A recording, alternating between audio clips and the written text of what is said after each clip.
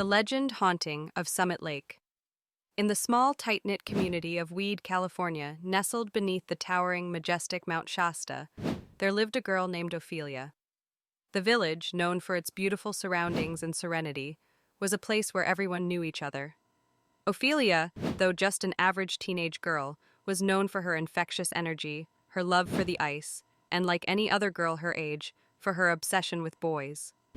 At Weed High School, Ophelia was a regular student who loved to do what all the other girls did, enjoy sleepovers, talk on the phone for hours with her friends, gossip, and talk about boys. But what truly made Ophelia stand out from the others was her love for ice skating. It wasn't just a hobby for her, it was an escape, a way for her to clear her mind and find peace in the midst of teenage drama. After all, ice skating was the one thing that made her feel truly free.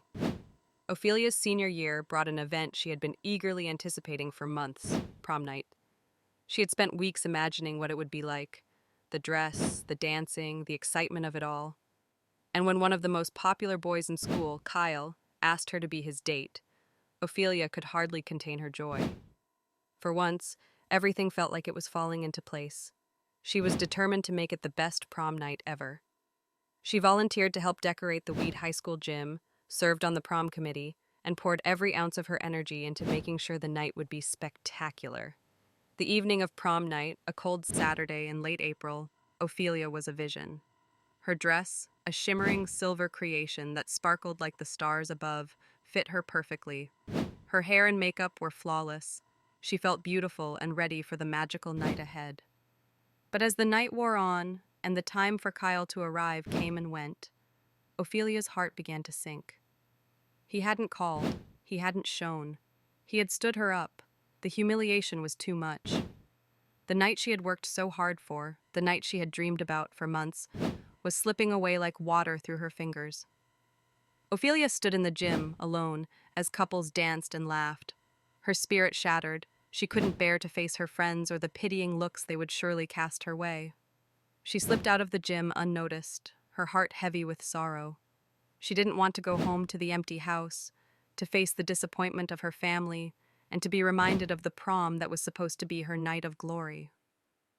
Instead, she turned toward Summit Lake, the small, serene lake just outside of town. Summit Lake had always been her sanctuary. The peaceful waters, the reflection of Mount Shasta in the distance, the stillness of the night. Ophelia had spent countless hours there, skating on its frozen surface in the winter months. And now, as the full moon bathed the world in its soft light, she knew that the ice would still be there, waiting for her to find solace. The moonlight glistened on the thin layer of ice, and though Ophelia knew it was early spring, she was desperate for comfort, for the quiet of the lake to soothe her broken heart. She laced up her skates and stepped onto the ice, her movements graceful at first, as though the pain of her broken heart would disappear with every glide. But as she skated further into the center of the lake, the ice began to crack beneath her feet. It had become too thin, too weak from the melting spring temperatures. Before Ophelia could react, the ice gave way, and she plunged into the icy waters below. The cold was immediate, overwhelming. Her body went numb, and as she struggled to rise to the surface, the dark depths of Summit Lake swallowed her whole. Ophelia's final scream was lost to the freezing depths, and her body was not discovered until weeks later when the lake had finally thawed. Her death was a tragic accident, but that was not the end of Ophelia's story. For as time passed, strange things began to happen on prom nights. It was said that when the full moon rose over Summit Lake on prom night, if a girl ventured near the water, she might see the apparition of Ophelia, skating gracefully across the surface, her ghostly figure gliding like a shadow under the shimmering moonlight. It was as though she was still dancing, still skating, still chasing that elusive happiness that had been ripped away from her so cruelly. But there was a darker side to the legend. If a boy dared to visit the lake on prom night, the spirit of Ophelia became enraged. Her sorrow twisted into rage, and she would do everything in her power to lure the boy into the cold, murky depths of the lake. She would call out to them, her voice a haunting whisper on the wind, begging them to join her on the ice. If they ventured too close, she would drag them down into the water, just as she had been pulled beneath the surface on that fateful night.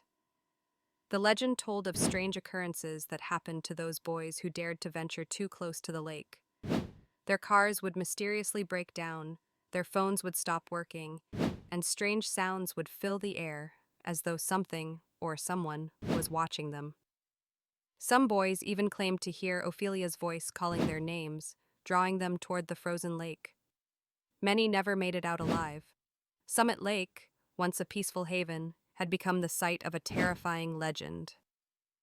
And as the years passed, the story of Ophelia continued to haunt the town of Weed, California.